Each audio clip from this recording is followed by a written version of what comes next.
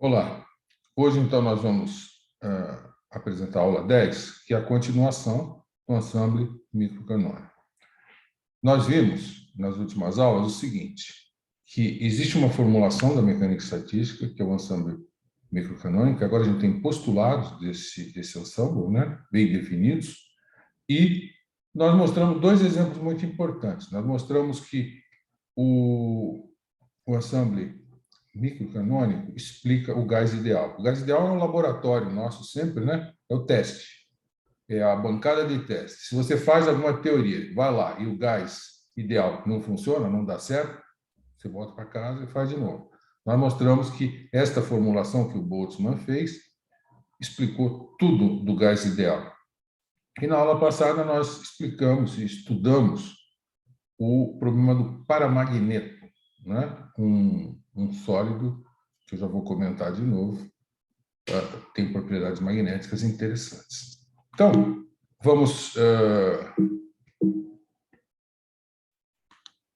nós vamos, então, fazer aquele pequeno resumo que eu costumo fazer nas aulas. Então, o postulado é que num sistema isolado, os estados são todos igualmente prováveis e você tem que calcular o número de estados, né? A gente passou muito tempo estudando o número de estados. Aí o segundo postulado é que, tendo o número de estados, você escreve a entropia por essa expressão.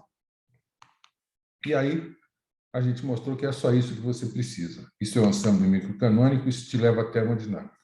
Agora, isso leva à termodinâmica quando você vai no limite termodinâmico, né? Que é quando você faz EV e N indo para infinito, né? Mantendo E sobre N, que é a energia por partícula, e o volume por partícula finitos. E o terceiro postulado importante é que, se você tem dois sistemas, você tem a entropia de um, a entropia do outro, a entropia total é a soma. E a gente viu que isso aí acontece no limite termodinâmico de uma forma correta. Aí, na aula passada, nós fomos no paramagneto ideal, aonde nós aprendemos que, se eu tenho um sistema com N spins em presença de um campo magnético, se eu fixo a energia, né? E eu fixei a energia, e fixar a energia é colocar spins para cima com um certo número, né? E, consequentemente, os para baixo com o outro número, somando o número total. E aí a gente mostrou que, usando aquele resultado que a gente tinha anteriormente, que conta o número de partículas, né? Nós encontramos a entropia, estudamos a entropia, vimos que tem toda uma região aqui que explica a física e que tem essa região aqui que hoje eu vou comentar no final da aula, que é a parte não física deste problema, né? Temperatura negativa. E essa temperatura negativa corresponde, nesse caso, a você ter o campo magnético nessa direção, mas os spins ficaram tudo virado para baixo. Isso não é uma situação que a física gosta de fazer. E aí a gente viu, tendo a entropia, a gente usa a relação termodinâmica derivada da entropia com relação à energia para achar a temperatura. Acha a temperatura desse problema, que é dado por essa expressão aqui. E aí, se a gente inverte essa expressão, se eu jogo esses coeficientes todos para cá, junto com a temperatura, então eu fico com o Cabot-Mann T e eu fico com isto aqui em cima e o Cabot-Mann T aqui embaixo, eu pego e viro essa expressão e acho o que é a energia do problema. E a energia tem essa expressão. E aí eu lembro coisas que a gente já tinha feito antes, que a relação entre a energia por partícula e a magnetização por partícula é dada por essa expressão, então daqui eu tiro qual é a magnetização. Então, como eu falei, a hora que você tem isso aqui, aí você estuda a física do problema. A hora que você tem a energia como função da temperatura. Então, o que a gente mostrou aqui, então, a magnetização desse problema se comporta desta maneira aqui. E aí a gente estuda em função desta grandeza composta aqui, que é a razão do H com o T, as duas grandezas que você controla no seu experimento. Então, você tem um caso em que, quando o H é muito grande, você tem todo mundo alinhado, né? E quando eu tenho isto, essa grandeza, então, essa grandeza é muito grande, todo mundo alinhado, todos os spins alinhados. Esta grandeza, essa razão pequena, que pode ser feita dependendo do campo, da temperatura, né? Mas vamos pensar campos baixos, né? Isso aqui corresponde a você tomar a tangente desta função, t igual a zero, ou seja, a derivada. Então, você toma o primeiro termo da expansão em série de Taylor disso, que é o termo linear. E aí você tem este coeficiente todo aqui, e você já tinha um μ0, fica μ0 ao quadrado. E aí a gente viu que esse caso aqui, quando o campo é baixo, a gente tem o campo proporcional, desculpe, a magnetização ela é proporcional ao campo, ela é proporcional com uma constante. E essa constante de proporcionalidade aqui, ela, com relação ao campo, ela é constante, mas ela depende da temperatura. Justamente é o que nós estamos estudando aqui, né? E aí a gente viu que se a gente estuda, se a gente estuda 1 sobre o xi, ele é linear com t. Então, você, tendo medidas, você põe as medidas no gráfico, ó, mesmo que você tenha só essas medidas aqui, você pode fazer o gráfico, você deve extrapolar para zero. Né? Mas aqui tem várias medidas, né? Então, a suscetibilidade ela diverge, é ruim de trabalhar. Mas aí você inverte, né? Plota ela contra 1 sobre a suscetibilidade, contra a temperatura, você plota 1 sobre a suscetibilidade. E aí você tem essa lei aqui, e a inclinação é a suscetibilidade. Então, a mecânica estatística funciona e nós aprendemos uma física elegante, né? Bonita. Aqui.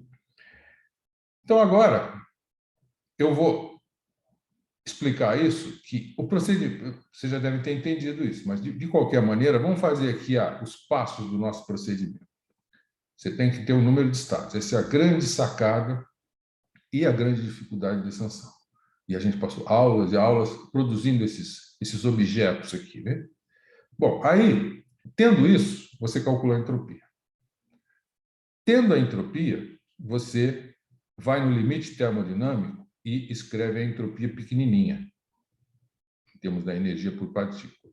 E aí, você deriva essa entropia com relação à energia, e com isso você achou 1 sobre T. Você inverte isso e acha o de T. Achou o de T? Todas as propriedades do sistema podem ser calculadas. Então, isso é um caminho, por enquanto único que a gente sabe, de relacionar um sistema que você trata microscopicamente, acha esse objeto aqui, e você acaba com toda a física do sistema, toda a termodinâmica é explicada. Muito bom. Então, agora, nós vamos estudar o sólido de Einstein.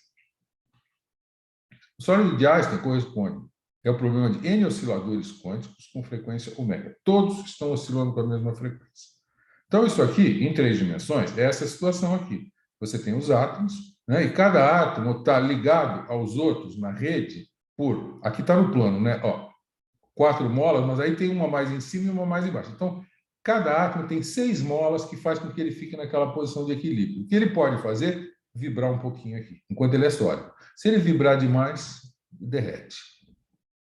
Mas nós queremos as pequenas oscilações desse átomo e qual a consequência disso. Tá? Isso são osciladores harmônicos. Né? Eu vou fazer isso. Aqui é o tridimensional, eu vou fazer em uma dimensão. Então, vejam, a gente tem N osciladores e a gente viu, eu mostrei isso para vocês também numa aula, gastei um tempo para fazer, que N osciladores harmônicos, todos oscilando com a mesma frequência, eles têm uma energia que é dada por essa expressão aqui. Né? O número de quanta, quer dizer, quanta cada oscilador tem, o primeiro tem N1 quanto, o segundo tem N2 quanto, e essa soma é o número total de estados que eu tenho no meu problema, para N osciladores. E aí a gente viu que isso aqui corresponde a colocar bolas em caixas, as bolas são os quanta, e as caixas são as N partículas, os N osciladores, né? Isso eu mostrei para vocês que isso corresponde a você dispor N caixas em N-1, N bolas em N-1 divisórias. E aí a gente pode fazer as bolas todas, elas são iguais, as divisórias todas são iguais, eu tenho que permutar tudo isso aí, e a gente viu que o número de estados é dado por isso. Então, o número de objetos que eu tenho aqui é N, que é o número de conta, e N menos uma separações das N divisórias. Esse é o número. Quando eu uso essa expressão e inverto essa expressão aqui, eu posso escrever, eu escrevo M em termos da energia do N, eu fico com essa expressão aqui que nós vamos trabalhar. Então, se eu fizer o log disso, dessa expressão, né? Então eu tenho essa expressão e eu vou usar a fórmula de Stirling, eu tomo log, eu tenho essa expressão, e aí, similar ao que eu fiz na aula passada, você tem que fatorar N aqui, né? Porque eu quero o limite termodinâmico. Então, o limite termodinâmico é eu fatoro N nessa expressão, e aí eu divido o resultado por N. Quem sobreviver, quem ficar independente de N, é quem sobrou na história. Então, eu vou deixar como exercício para vocês fatorar esse N aqui, fatorar esse N aqui. Você tem que tomar cuidado quando você fatora esse N aqui, aparece um termo adicional. Você tem que checar se ele cancela esse, o que cancela desse cara. Se você fizer tudo isso direito, você chega à conclusão que a entropia por partícula desse problema, S de U, acabou de se manter U sobre H cortado mais meio, isso aqui é a energia de ponto zero, isso aqui é o efeito quântico, muito importante no nosso problema, e o Ln da mesma coisa, menos o Ln dessa expressão com sinal negativo. Então, você olha essa expressão, essa é a entropia desse problema. Esse problema, se você trocar U por menos U, ele vira a mesma coisa. Certo? Então, vejam, eu posso estudar a temperatura desse problema, né? Uma vez que eu tenho a entropia, eu posso achar a temperatura. Então, a gente faz a derivada, e, de novo, a derivada desta entropia aqui, ela é muito simples, né? O único termo que sobrevive é quando você deriva esse cara e dá Ln. Quando você deriva esse cara e dá Ln, daqui cai um H ômega, então fica K-Boltzmann sobre H ômega Ln. E desse aqui, quando você deriva, dá K-Boltzmann sobre H ômega, esse Ln, e o sinal continua negativo. Vocês verifiquem isso, é simples essa conta. E aí, derivando, você tem esta expressão para a temperatura. Certo? Então, com essa expressão da temperatura, a gente está com tudo, né? Isso aqui é a energia. Eu ainda não inverti, mas a partir desse resultado, nós temos o comportamento termodinâmico do sólido de ácido. Então, o que eu tenho que fazer aqui? Eu tenho que jogar o H ômega aqui para cima, o K-Boltzmann aqui para baixo, então eu fico com H ômega sobre K-Boltzmann T, é uma diferença de logs. E uma diferença de logs é o log da razão. Essas operações que eu fiz me levam a isso aqui. Tendo isso, eu tomo a exponencial desse lado, tomo a exponencial desse lado, e eu fico com essa expressão aqui, que eu já joguei esse cara para o lado de cá. Essa é a minha expressão. Então, isso aqui é a energia com a temperatura. E a única coisa que eu tenho que fazer é pegar esse termo, jogar ele para cá, junto com esse, e pegar esse termo e jogar ele para cá, juntar com esse. E aí, tudo que ficou do lado de cá tem a exponencial na frente, tudo que ficou do lado de cá não tem a exponencial. De novo, isso é uma conta simples. Quando eu isolo a energia, eu fico com esta expressão aqui. Eu fico com a exponencial, menos 1, multiplicado pela... Desculpe, o que eu quis dizer... O que eu quis dizer aqui é o seguinte, eu vou deixar do lado de cá quem tem energia. Então, a energia vezes a exponencial fica do lado de cá, e essa energia vem para o lado de cá. Esse meio vem para o lado de cá e se junta a esse. Então, veja, todo mundo que depende da energia está do lado de cá, e o que está na frente da energia é exponencial menos 1. E do lado de cá eu tenho meio de 1 mais a exponencial. Para eu melhorar a minha expressão, eu quero transformar esse termo aqui num termo igualzinho a esse. Tá? Só que eu tenho meio. Né? Então, esquecendo, bom, então o que eu vou fazer é que eu vou escrever essa expressão aqui e eu vou comparar essa expressão, o que eu preciso fazer para ela virar essa. E o resultado é esse. Vejam, aqui eu tenho meio mais meio da exponencial. Aqui eu tenho meio da exponencial e eu tenho menos meio. Eu preciso ter mais meio. Então, eu pego, somo 1 aqui, de modo que este meio aqui, negativo, com 1, dá mais meio, que é essa expressão. Então, ao fazer isso, eu fiquei dos dois lados da minha expressão com o mesmo termo entre parênteses. Então, agora eu pego e divido por esse termo aqui, e eu fico que o U sobre H ômega é meio, porque quando eu dividi aqui, esse cara matou, e aqui no 1 ficou 1 sobre essa exponencial. Tá? Então, está aqui a energia. Se eu pegar agora e multiplicar por H ômega aqui e H ômega aqui, eu vou ter U como função da temperatura, que é o que está apresentado aqui. Então, U como função da temperatura é H ômega sobre 2 mais H ômega dividido por essa exponencial. Primeira coisa que a gente tem que fazer aqui é pegar e fazer o gráfico dessa expressão aqui. Então, você vai lá, né, no Wolfram, por exemplo, e plota essa função. E aí essa função dá isso. U contra T, ela sai aqui e vai embora. Bom, para a gente aprender mais alguma coisa, a gente precisa analisar esta energia. Então, nós vamos analisar essa energia primeiro. Uma coisa importante. Aqui, de novo, como no problema anterior, eu tenho uma razão.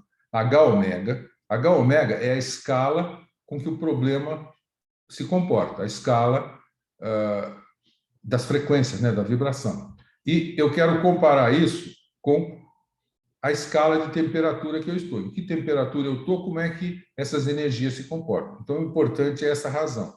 Então, esta razão é a variável importante, mas essa razão aqui ela pode ser, se o H ômega for muito grande, isso aqui vai ser muito maior que 1. Se o H ômega for muito pequeno, comparado com o que acabou de manter, isso aqui vai ser muito menor que 1. Então, nós vamos analisar esse objeto em dois limites importantes. Primeiro, a gente vai examinar quando a temperatura é pequena. A temperatura é muito menor, a energia associada à temperatura é muito menor que a escala de energia do problema, que é a vibração. Então, veja, se Cabot-Mann é muito menor que H ômega, Cabot-Mann é um número pequeno no denominador. Este número aqui fica um número grande. Tá certo? Então, eu desprezo 1. Aí, isso aqui, que é uma exponencial de um número grande, vem para cima e é uma exponencial negativa de um número grande. Exponencial negativa de um número grande vai para zero. Então, esse termo aqui, nesta situação, esse termo aqui se anula comparado com essa constante. Então, o resultado aqui é que quando eu estou com temperatura pequena, o meu resultado vai para uma constante. Em T igual a zero, ele é esta constante, que é a energia do ponto zero. Então, o fato do problema ser quântico informa a gente que eu tenho uma energia, mesmo em temperatura zero. Isso é um efeito quântico. Então, vocês veem que essa curva aqui, que parece uma reta, quando ela chega aqui em baixas temperaturas, ela se curva. Isto é o efeito quântico. E esta é a expressão da energia em toda a sua glória, né? E aí, a gente faz também o outro limite. Quando o Cabot-Mann é muito maior que H ômega, então, se o Cabot-Mann é maior que H ômega, este número aqui, isso é grande. Então, esse número vai ser pequeno. Desculpe, isso aqui está indo para zero, né? Quer dizer, se esse número aqui é muito grande, isso aqui está indo para zero. Então, exponencial de um número pequeno, eu posso expandir. Eu faço 1 mais x é a aproximação. E aí, o 1 cancela esse 1, e essa exponencial aqui sobe negativo. E essa exponencial aqui, ela é de um número pequeno, né? Mas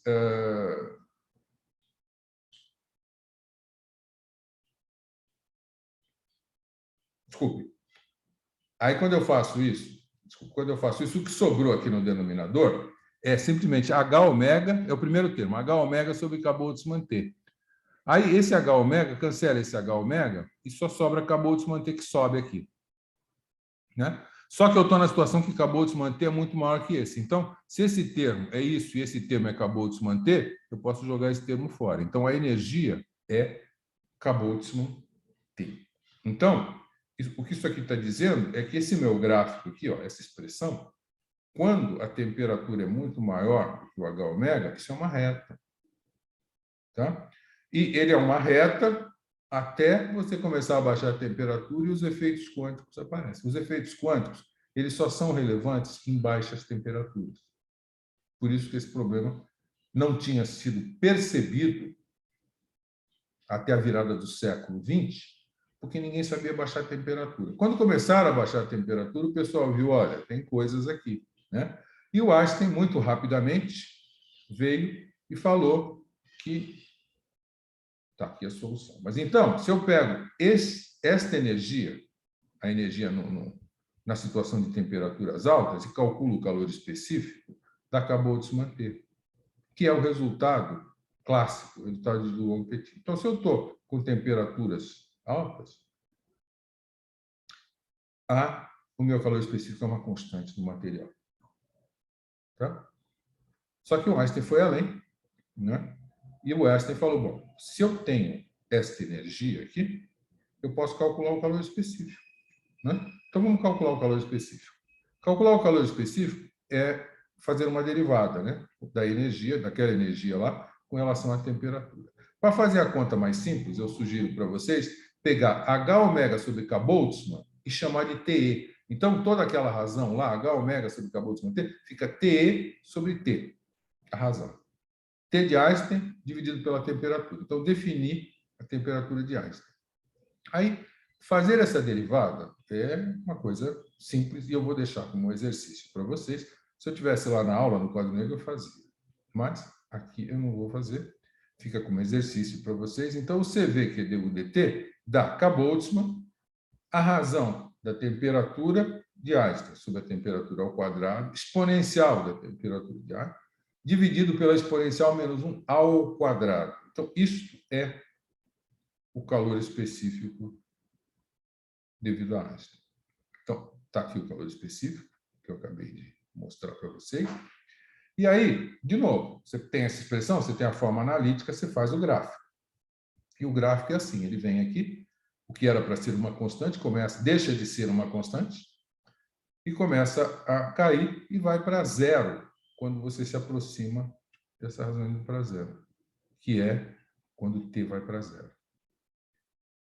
Certo? Então, eu já mostrei para vocês que o caso de temperatura alta dá uma constante.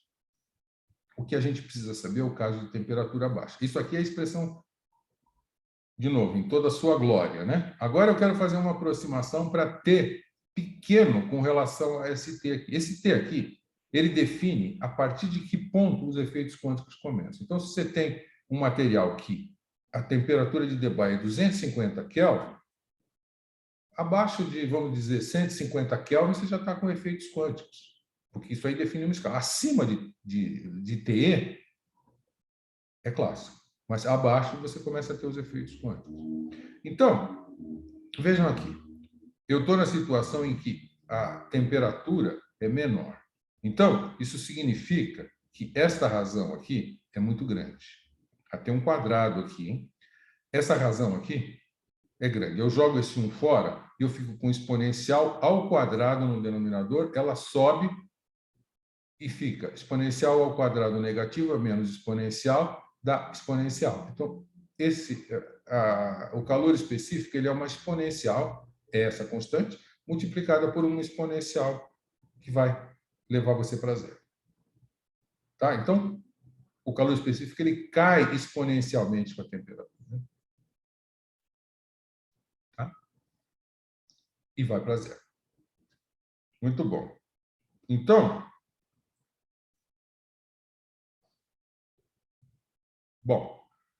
então é isso. O calor específico vai para zero, porque isso aqui vai para zero mais rápido do que o T explode. E isso corresponde, esta conta aqui corresponde a essa situação. Então, quando T agora é maior do que TE, a gente acabou de ver, né? Eu mostrei anteriormente, você expande a exponencial e o que acontece é que sobra só o x, esse x aqui, né? Que faz com que você tenha o calor específico constante. Certo? Então, isso é o calor específico de Einstein. Só que o calor específico de Einstein foi muito importante porque ele mostrou que o efeito quântico faz com que o calor específico vá a zero. Só que logo, anos depois, o Debye veio e falou, olha, tem mais coisa no calor específico, então existe um outro calor específico que ficou conhecido como calor específico de Debye. O que acontece é que a temperatura de Einstein ela é muito próxima da temperatura de Debye e, de fato, em geral, a temperatura de Einstein ela é 80% da temperatura de Debye. Agora, a temperatura de Debye, quando você vai olhar experimentos, ela é mais importante.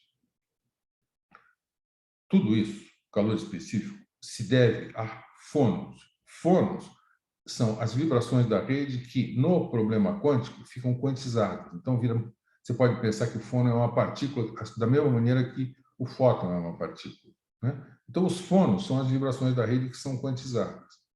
Então, se você olha o caso do Einstein, a gente mostrou que, para baixas temperaturas, o calor específico ele vai para zero dessa maneira, exponencialmente dessa maneira aqui. O que acontece é que, se você vai nos experimentos, olha, isso aqui é o calor específico de Einstein e esse é o calor específico de Debye. O calor específico de Debye ele vai mais lento, para zero. Tá? O calor específico de Debye ele vai com T ao cubo. Tá? E isso aqui se deve ao fato que existem dois tipos de fônons. E, num caso simples, né, de uma dimensão, tá? A gente vai estudar os fônons e a gente descobre que o espectro de fônons é assim. Quem assistiu o meu seminário a semana passada viu que, quando você estuda o espectro de fônons de um dado material, tem um monte de linha, não é só isso, tem um monte, porque é tridimensional, tal, complicado. Mas o fato é que existem modos óticos e modos acústicos. Isso tem a ver com vibrar em fase, vibrar fora de fase, tal. Então, os modos normais, quer dizer, você tem solução, né? Só tem um problema do oscilador harmônico, você tem soluções que levam a esses fônons e esses fônons. E o Einstein era aquele cara que eu já acho que falei isso para você, de vez em quando eu falo isso de novo. O Einstein dizia, olha, quando você tem um problema, você simplifica ele ao máximo para poder dar uma solução. Só que você não pode simplificar mais do que aquele ponto, senão você perde o problema. Então, é a genialidade de fazer aproximações que permite você resolver problemas. Então, o Einstein ele fez um problema mais simples dentro dessa classe de problemas. Ele falou, olha, os fônons óticos, eles variam, mas eles não variam muito. Então, eu posso supor que eu tomo uma média aqui e pego uma única frequência e falo, olha, todos os átomos estão vibrando com a mesma frequência, e aí o meu problema eu consigo resolver. Então, foi isso que ele fez. Aí, depois, o Debye veio e falou, olha, tem mais coisa, você tem que fazer o cálculo também dos fônons acústicos. E fazer o cálculo dos fônons acústicos é mais complicado. Para fazer um ensemble microcanônico é chato. Vocês vão ver que isso aqui eu não vou fazer, mas isso é possível de fazer, e está no livro do Salinas. Você faz isso nos outros ensembles mais tarde. Mas, então, o importante é que o Einstein mostrou com isso que o calor específico ia para zero, que era coisa importante. O efeito quântico é importante. Mas a história é que tem esses dois modos do calor específico e esse aqui é dominante. Eu vou mostrar para vocês algumas temperaturas de Debye. A relação entre a de Debye e Einstein é essa, mas a temperatura de Debye, você vê, o cobre é 340 Kelvin, o ouro é 170, a prata é 215, o ferro 477. O carbono é um caso patológico. Você sabe, o carbono é cheio de graça, né? Então, o carbono, a temperatura de Debye dele é 2000. Então, isso significa que o carbono ele é sempre quântico. Não tem calor específico clássico do carbono. Tá? Agora, aqui, eu queria aproveitar esse gráfico para mostrar uma coisa muito importante para vocês. Este efeito ele se deve a fônons. Fônons tem uma escala em que eles funcionam, aquela escala de energias onde o efeito é importante. A escala de energias onde o efeito é importante é a frequência de Debye ou a frequência de Einstein. Tá? Essa frequência é uma frequência muito pequena, porque você está com temperaturas da ordem da temperatura ambiente. Os elétrons de um sólido, que é o outro componente muito importante, que faz um monte de coisas importantes, ele funciona numa escala de temperatura, e a gente vai ver isso no curso, ele funciona numa escala de temperatura que é 10 a 4. Tá? A temperatura associada aos elétrons, por eles serem também quânticos, e eles terem que satisfazer uma estatística, que é a estatística de Fermi-Dirac, que será deduzida no curso, você está com temperaturas de 10 a 4, 8 vezes 10 a 4. Então, você vê que a gente está em escalas de temperatura muito diferentes. Isso aqui leva a gente a fazer coisas muito interessantes para fônons e para elétrons. E quando você tem que estudar elétrons e fônons, você tem que levar em conta que você tem essa razão aqui. Isso aqui faz uma diferença muito grande. Bom, eu não vou fazer aquela afirmação que eu costumava fazer, mas, prestem atenção. Vocês nunca podem esquecer que essas duas temperaturas são diferentes, senão você vai ser reprovado num concurso para professor. Tá? Muito bom. Então, o Einstein resolveu aquele problema e agora nós vamos fazer um outro problema. O sistema de dois níveis. Aí você não fala, pô, faz sentido estudar um sistema de dois níveis? Faz. Existe muita física muito bonita que é feita com sistema de dois níveis. É possível, em muitos problemas, você fazer o seu sistema ficar de tal modo que só dois níveis são importantes. Tá? E aí, se dois níveis são importantes, você pega e põe o primeiro na energia zero e o segundo na energia epsilon e vamos fazer o problema. Então, olha, eu tenho um sistema que ou você está aqui, que a gente chama de estado fundamental, ou você está no estado excitado, que é com a energia E. Então, eu tenho esses dois estados com uma diferença de energia E.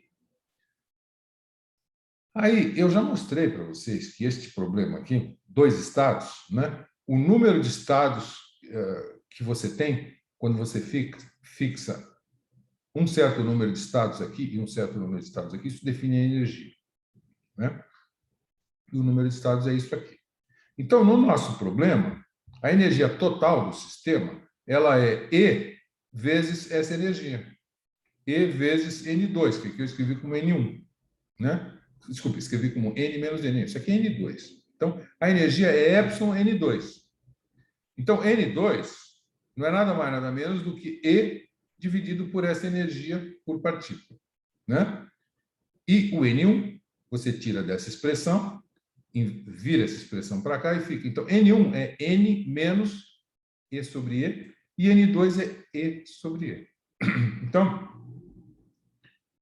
se eu voltar aqui nesse problema, eu vou substituir N1 aqui, N1 é isso, e N2 aqui é isso. Então, a nossa expressão vai ficar o N total, N1 fatorial, N2 fatorial. Então, isso que a gente fez, que foi o primeiro exemplo de contagem, né, que a gente fez lá, inclusive no passeio aleatório, ele, para este problema, me leva a este número de partículas, agora escrito em termos de energia e do número de partículas. Então, sempre você precisa relacionar os N com as energias associadas. Então, esta é a maneira de contar os estados para este problema de dois níveis. Então, tendo isso aqui, procedimento que eu defini lá no início, toma o log e faz a aproximação de Stiller. Você fica com essa expressão aqui, N, ln de N, N menos E, ln, E sobre E, ln de E. Aí você faz o limite termodinâmico. Escreve em termos de U. Fatora esse cara, Você tem que tomar cuidado de fatorar esse aqui, vai aparecer alguma coisa que vai matar esse cara aqui. E, no final, a sua entropia, neste caso, é dada por essa expressão aqui. Ó. Então, se a gente tem a entropia, que é essa aqui, a gente faz o gráfico. O gráfico agora, ele sai de 0 e vai até U. A nossa escala de energia é U, que é o espaçamento do estado fundamental para o estado excitado para uma partícula no sistema de N partículas. Então, essa é a energia que custa para ir do estado de baixo para o estado de cima. Essa é a energia que eu quero estudar. Desculpe, esta é a energia. Desculpe, essa é a energia que é a escala de energia, e eu quero estudar isso em função de U. Aí eu faço o gráfico. S de U, ele tem essa expressão aqui. Ó. Então, você tem, se U é igual a 0, S é igual a 0. Se U é igual a epsilon sobre 2, S é máximo. Então, em epsilon sobre 2, eu tenho o máximo da entropia, isso aí deve corresponder, tem que corresponder à temperatura indo para infinito. Só que não tem temperatura ainda aqui, né, nesse problema, mas é isso que vai acontecer. Mas, de novo, aqui, a temperatura é 1 sobre a temperatura e a derivada da entropia com relação à energia. Então, você lembra, você pega a tangente aqui, vai vendo a tangente é positiva, a temperatura é positiva. Aí chega aqui, a tangente é 0. Tangente 0 é 1 sobre t indo para infinito, 1 sobre t indo para 0, t está indo para infinito. Tá? Então, isso é a situação da física que a gente tem. Aí, K-Boltzmann muito maior que E, significa que U vai para epsilon sobre 2. U maior que epsilon sobre 2 é a região não física. Eu devia colocar aqui uma exclamação. Nós já vamos ver que essa região não física aqui, ela é não física para a natureza. Mas, se você quiser, você pode dar um bypass nisso e usar isso aqui para a sua vantagem. Mas vamos lá. Temos a entropia? Então, vamos calcular a equação do estado. Vamos derivar isso aqui com relação à energia. E, de novo, se você deriva isso aqui, você lembra, sempre quando você deriva, o que acontece é que quando você deriva esse cara, dá esse multiplicado pela derivada desse aqui, que cai um epsilon aqui. E a derivada desse fica esse cara e cai um epsilon aqui. Então, a derivada, ela dá o ln e o ln e mantém os sinais. E apareceu esse epsilon aqui fora da derivada. Então, de novo, temos a temperatura em termos da energia. Então, temos a energia em termos da temperatura. Basta inverter isso aqui. Só que aqui vale a pena a gente fazer um pequeno comentário que, se eu fizer a segunda derivada disso aqui, tá? E fizer essa continha aqui, eu chego à conclusão que a segunda derivada é assim. Então, para o meu U, para a energia do nosso problema, variando entre 0 e epsilon, que é onde ela pode variar, por partícula, tá? Isso aqui é uma função côncava. Tá? Muito bom. Então, uma função côncava. Importante. Então, veja, a energia, de novo, você tem essa expressão aqui, você multiplica por epsilon aqui, divide por K-Boltzmann, então fica epsilon sobre K-Boltzmann T, e aqui fica uma diferença de logs, que é a razão disso com isso. Então, está aqui. Epsilon dividido por K-Boltzmann T. Então, a energia, que é a escala dividido pela escala termodinâmica, tá? É essa razão aqui, ln disso sobre isso. Toma exponencial aqui, sobra essa razão. Inverte isso aqui e você chega que a energia, de novo, exercício para vocês, né? Isolar U. Você isola e fica que a energia é epsilon exponencial 1 mais a exponencial. Essa é a energia. Então, essa é a energia por partícula, né?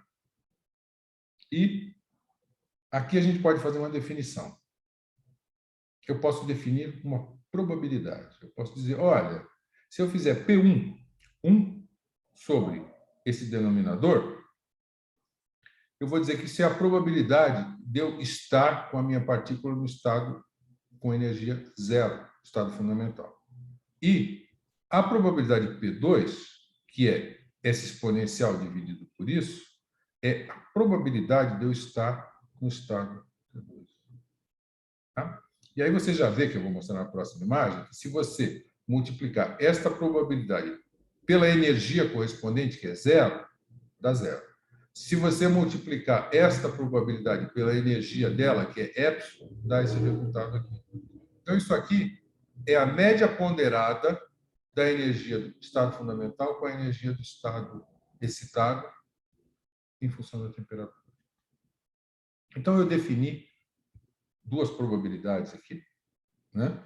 De tal modo que U é P1 vezes a primeira energia, P2 vezes a segunda energia. Isso aqui é a média. Essa energia ela é a média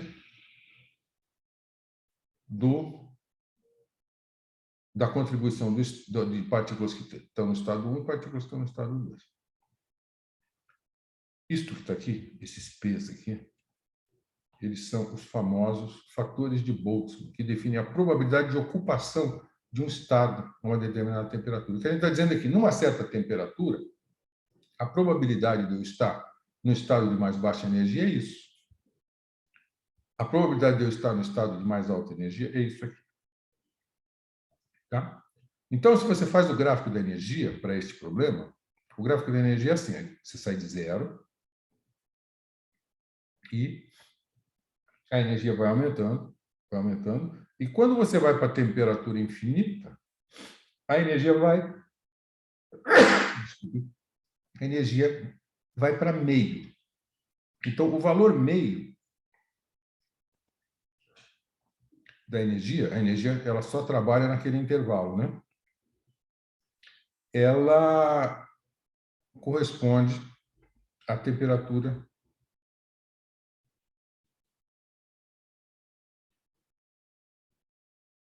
indo para infinito. Veja, olhando isso aqui, você vê que P1 é maior ou igual a P2. P1 é maior ou igual a P2. Porque P2 é P1, mas ainda tem essa exponencial negativa, que vai diminuir um pouco. Então, existe uma probabilidade maior de você estar nesse estado do que estar nesse, né? O sistema gosta de ficar no estado fundamental. E P1 vai ser igual a P2 se o T for para infinito. Se o T for para infinito, essas duas coisas ficam iguais, que é essa situação aqui. Ocupação igual dos dois estados, porque a temperatura é muito alta. As flutuações térmicas fazem com que... Então, veja, isso aqui é a situação para metade daquele diagrama da entropia, aquele ponto vermelho que eu coloquei. Aí, se você continuar estudando isso aqui para energias maiores do que meio, o que acontece é que quando você sai de meio, você vem de menos infinito e vai subindo. Isso aqui corresponde... Bom, então isso aqui são os estados igualmente populados. E aí isso aqui corresponde a T menos zero. Falaremos disso daqui um pouquinho. Antes disso, vamos fazer o seguinte. Já que eu tenho a energia, eu vou calcular o calor específico. A energia está na imagem anterior? Bom, tá, né? A energia é isso aqui multiplicado por epsilon. Então, eu vou pegar essa expressão e a gente vai derivar para achar a temperatura. Como as coisas estavam escritas em termos de beta, fica mais fácil você derivar beta do que derivar 1 sobre t. Então, o que a gente faz é que beta é 1 sobre K-Boltzmann. A gente vai fazer muito isso, né? Então, se eu derivo beta com relação à temperatura, isso dá 1 sobre K-Boltzmann T epsilon ao quadrado. Então, tendo isso aqui, veja, eu estou trocando a variável. A derivada com relação a U é a derivada com relação a beta com relação a beta, de beta com relação a T. Isso aqui cancela, é a mesma coisa. E aí eu tenho aqui o número que eu tenho que pôr na frente, este número que está aqui, eu coloco na frente aqui, e aí faço a derivada de U, este número aqui, que eu coloco na frente, e eu faço a derivada de U com relação a beta. Aí, se você faz essa derivada, que é um exercício de novo, a derivada dá, acabou de manter, beta epsilon ao quadrado, e elevado a menos beta, 1 mais e elevado a menos beta ao quadrado. Este calor específico, ele tem a seguinte propriedade. Se você analisar ele, isso aí vocês podem fazer com cuidado. Se eu faço o beta-i indo para zero, beta-i indo para zero, isso vai para zero. Tá? Se eu faço, então o calor específico dá zero. Agora, se eu fizer o beta-i indo para infinito, você vai verificar que o resultado também dá zero. Então, o calor específico, né? Quer dizer, se você faz o beta-i indo para zero, isso aqui dá 1, mas isso aqui vai para zero, e esse cara aqui é finito, então a coisa dá zero. Se você faz o beta indo para infinito, esse cara aqui quer ir para infinito, mas a exponencial ela vai para zero muito mais rápido do que qualquer coisa. Então, essa exponencial negativa aqui leva o seu resultado para zero, né? Então, e aqui é finito. Então, vejam, este problema, o problema do calor específico de um sistema de 2 níveis, ele é muito particular. O calor específico, ele vai para zero em t igual a zero e vai para zero em t igual a infinito. Tá? Então, esse é o calor específico. A gente faz o gráfico contra a temperatura. A gente faz o gráfico contra a temperatura e ele é assim, ele é zero aqui e ele tem um máximo em algum ponto. E aí, eu acho que quando você olha isso aqui, você fala assim, pô, provavelmente isso aqui está acontecendo quando esse número é 1. Né?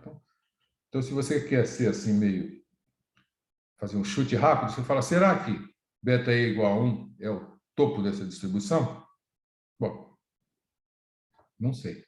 Mas uma coisa que você pode fazer é que, como você tem a forma analítica, você pega e deriva isso aqui, numericamente. Se você fizer isso, né, o Wolfram vai lá, pá, você chega à conclusão. Então, veja, T, nesse caso, se a gente tivesse essa solução, T teria o máximo em epsilon sobre K-Boltzmann. Na hora que você faz essa conta, você descobre que, no cálculo numérico, que o beta-E máximo é 2,4. Isso leva a uma temperatura que é 0,4 epsilon sobre K-Boltzmann. Então, esse ponto aqui, ele é 0,4 epsilon sobre K-Boltzmann. Isso é o calor específico. Como o calor específico a gente mede, a gente não, os experimentais medem. Se você é experimental, você tem um sistema lá e você estuda o calor específico e você descobre que o calor específico ele vai ter um máximo e depois ele cai para temperaturas altas, você fala, olha, o que eu estou fazendo aqui, o que eu estou estudando é um sistema de 2 níveis. Isso aí, quem primeiro entendeu isso aí foi Schottky. Então, isso chama-se efeito Schottky, o calor específico ir para zero nos 2 extremos. Você lembra, o calor específico de sólidos não faz isso, né? Então, vocês viram na aula de hoje que a gente fez, então, o calor específico de sólidos, obteve os resultados de Einstein e eu comentei os resultados de Debye. O efeito quântico foi muito importante para mostrar que o calor específico vai para zero, senão, no caso clássico, você pode fazer o que você quiser, que o calor específico é constante. E aqui a gente estudou um outro sistema que é muito interessante, que é o sistema de 2 níveis.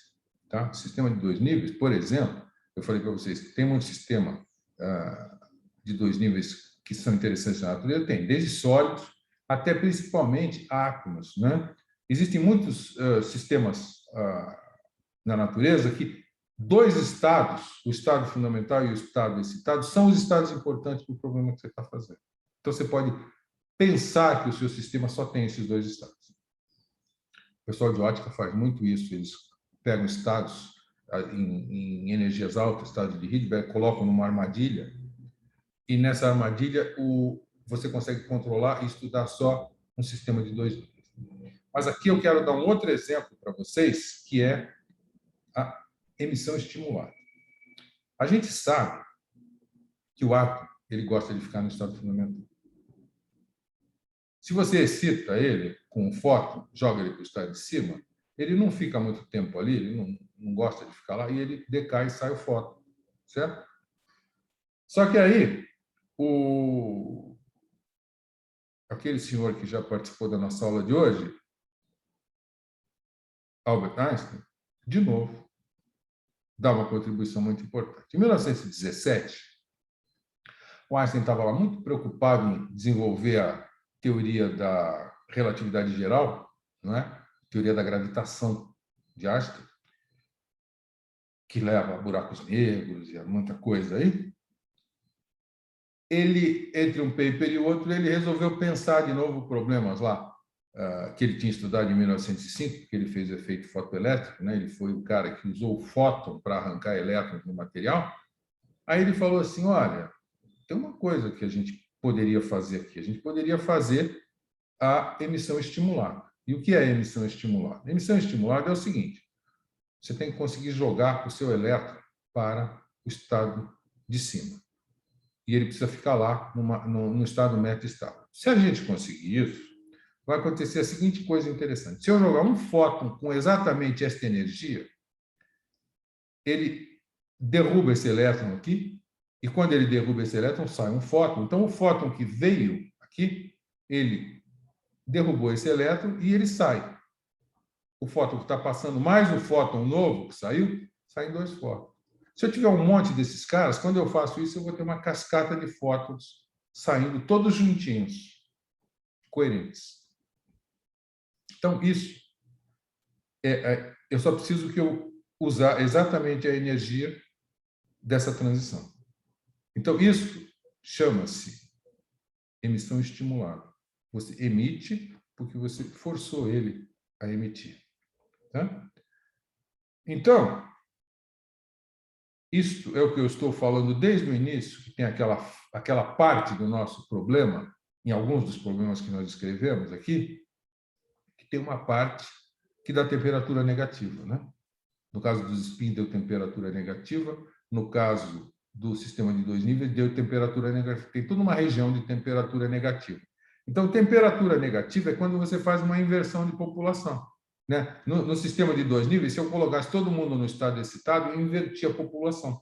E se eu inverter a população, a temperatura associada ela é negativa. Tá? Então, esses problemas ópticos que a gente está falando, eles trabalham com temperatura negativa. Então, Einstein fez isso. Lindo, né? Esse efeito aqui. Aí passa mais de 40 anos e alguém fala, eu vou implementar o que o Einstein falou para transições no espectro luminoso. Então, o Shallow e dois outros pesquisadores, 2 pesquisadores russos tinham feito, mais 2 pesquisadores americanos, que agora me faltou o nome, daqui a pouco eu lembro, fizeram uma coisa chamada Maser, né? Que é este processo que o Einstein fez, só que para micro-ondas. E o Meyman, ele fez isso para a parte do espectro luminoso. Ele conseguiu inverter a população de um sistema atômico.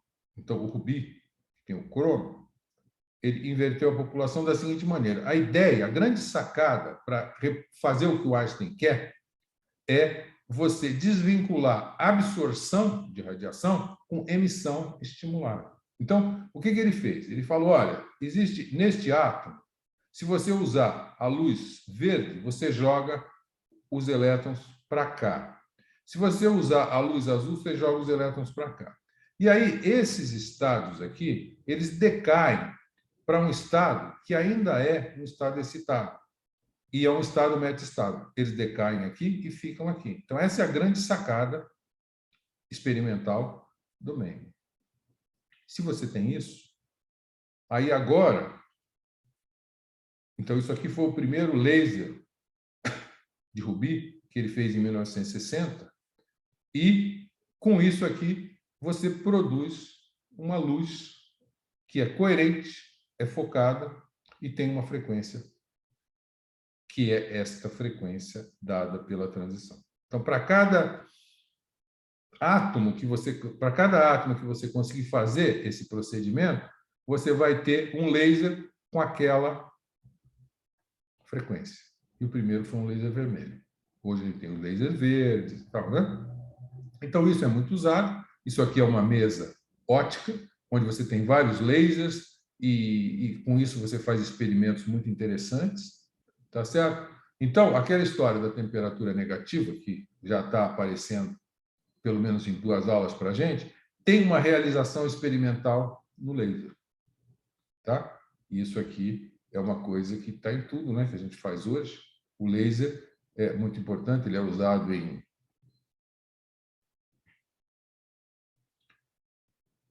cirurgias, ele é usado para você ouvir música. O padrão de tempo, o relógio atômico, usa lasers para definir o padrão de tempo. O GPS que a gente usa relógios atômicos que ficam nos satélites, que usam laser. Então, tudo isso aí tem o laser participando, tá? Então, com isso, eu agradeço a participação de vocês aqui na minha aula e nós nos encontramos agora, então, na próxima aula para continuar mais exemplos de aplicação do ensemble microcanônico, que é uma maneira da gente fazer a mecânica estatística conversar com a termodinâmica e reproduzir os estados da termodinâmica ou apresentar resultados novos que a termodinâmica não tinha apresentado. Tá? Então, com isso, eu agradeço a atenção e nos vemos na próxima.